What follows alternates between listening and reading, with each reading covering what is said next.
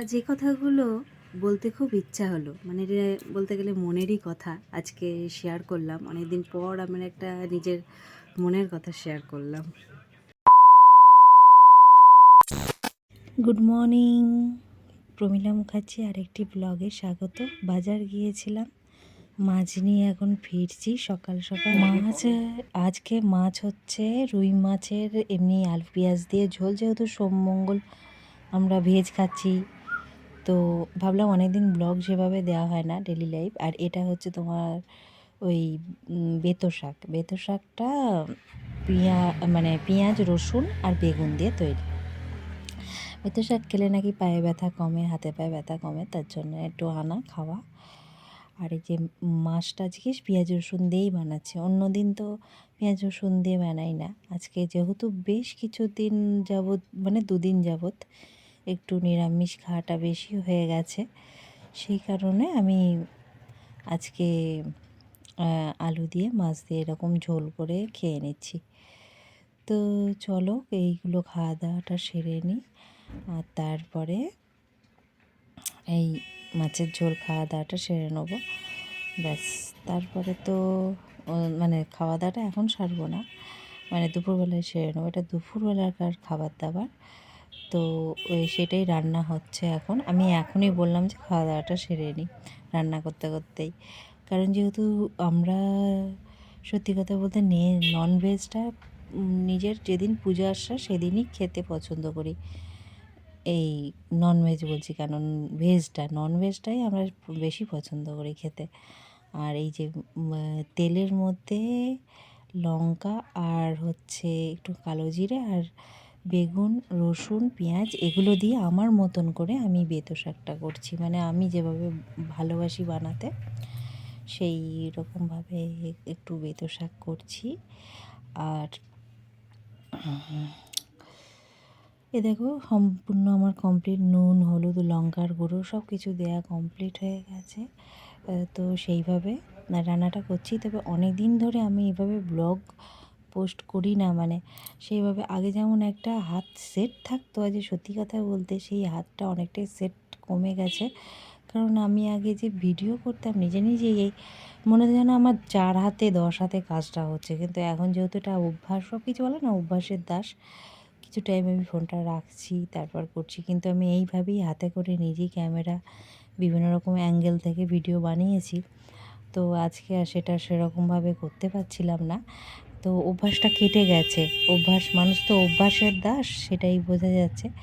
যাকে এখন এটা নামিয়ে নেবো, নামিয়ে রেখে দেবো, দিয়ে তারপরে আমি বানাবো হচ্ছে এই যে শাকটা বানানো কমপ্লিট। এবার হাজব্যান্ডকে খাবারটা প্যাক করে দেবো, ওকেও দিয়ে আমাদের দুপুরের খাবারটা রেখে দেবো, ব্যাস। এটাই ছিল আজকে দুপুরকার রান্না, মানে যাকে বলে। তো ওর টিফিন বক্সটা আমি রেডি করে এবার যাব হচ্ছে ছাদে।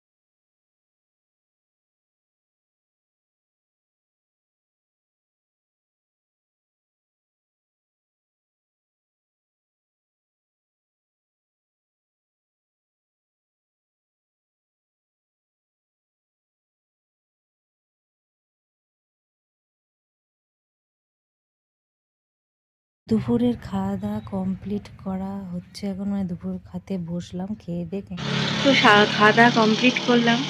খাওয়া দাওয়া কমপ্লিট করার পর এই দাঁড়িয়ে আছি। আর আজকে রোদ তো ভালোই উঠেছে, কিন্তু শীতের যে আমেজটা এখনও যেন যাচ্ছে না, শীত যেন যাচ্ছে না, জানি না কেন, কবে যে শীত যাবে এটা একটা সবারই অপেক্ষা।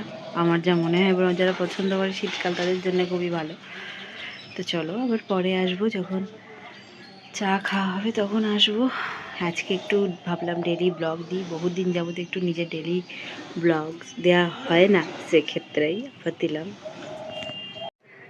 মানুষ এখন নাচ গান আনন্দ ভুলে গেছে, অনেকটাই ভুলে গেছে। কিছু কিছু মানুষ, সব মানুষ না, যারা নাচ গান করতে ভালোবাসে, আনন্দে থাকতে পছন্দ করে, তারা সেগুলোকে নিয়েই মেতে আছে। তো সেটা বড় কথা না, কারণ যারা নাচ গানকে মানে শেখাটা বড় কথা না, যে সে কতটা শিখেছে তা না, ভেতর থেকে ভালোবাসা। তবে হ্যাঁ, একটা ভদ্র সভ্যভাবে তো সব ব্যাপারটা আছে, সেটাই তো। ভদ্র সভ্যভাবে যার যেটা রুচি, আমি তো রুচি অনুযায়ী মানুষকে পছন্দ করবো, সেটাই হচ্ছে বড় কথা। তো সেইগুলো অনেকেই এখন ভুলে গেছে। এখন সমালোচনা, নিন্দা, তারপরে কোথায় খারাপ, সেগুলোই মানে বেশি দেখে অভ্যস্ত হয়ে গেছে। হ্যাঁ, সে সবাইকে যে সবার ভালো লাগবে সে জিনিসটাও না, যে সবাই পছন্দ হবে সেই হবে তাও না, কিন্তু বেশিরভাগ ক্ষেত্রে যে আনন্দ জিনিস ব্যাপারটা না, মানুষ এখন অনেকটাই ভুলতে বসেছে, এটাই লক্ষ্য করা যায়। আর যে কথাগুলো বলতে খুব ইচ্ছা হলো, মানে যে বলতে গেলে মনেরই কথা, আজকে শেয়ার করলাম। অনেকদিন পর আমার একটা নিজের মনের কথা শেয়ার করলাম। বন্ধুগণ, আমি এখন ব্লগটা শেষ করছি, তো আজকের মতো টাটা।